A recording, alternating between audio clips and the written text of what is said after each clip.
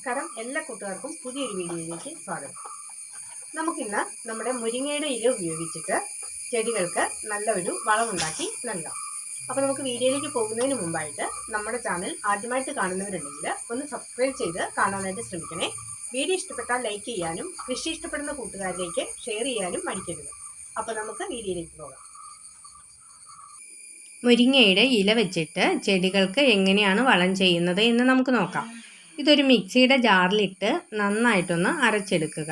ഇതുപോലെ അരച്ചെടുക്കാം. നമുക്ക് ഇതിൻ്റെ വേസ്റ്റ് ആവശ്യമില്ല. അത് അരച്ച് കിട്ടുമ്പോൾ കിട്ടുന്ന വെള്ളം മാത്രം മതിയാകും.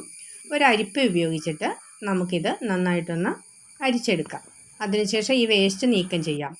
അപ്പോൾ ഇത് അരിച്ച് കിട്ടുന്ന ആ വെള്ളം നമ്മൾ നേരിട്ടല്ല ചെടിയുടെ ചുവട്ടിൽ ഒഴിക്കുന്നത്.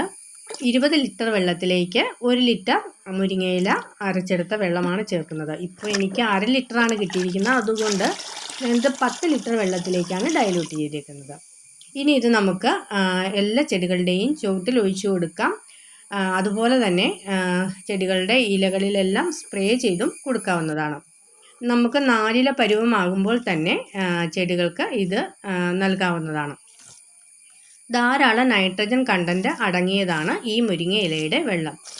ഇത് ചെടികൾ നന്നായിട്ട് പൂക്കുന്നതിനും ധാരാളം കായ്ഫലം ഉണ്ടാകുന്നതിനും വളരെയേറെ ഉപകാരപ്രദമാണ്. അപ്പോൾ ഇതൊക്കെയാണ് ഇന്നത്തെ വീഡിയോ എല്ലാവർക്കും ഇഷ്ടപ്പെട്ടെന്ന് കരുതുന്നു. ഇഷ്ടപ്പെട്ടാൽ ലൈക്ക് ചെയ്യുക. കൃഷി ഇഷ്ടപ്പെടുന്ന കൂട്ടുകാരിലേക്ക് ഷെയർ ചെയ്ത് എത്തിക്കാനും മറക്കരുത്. അപ്പോൾ വീഡിയോ കണ്ട എല്ലാവർക്കും നന്ദി.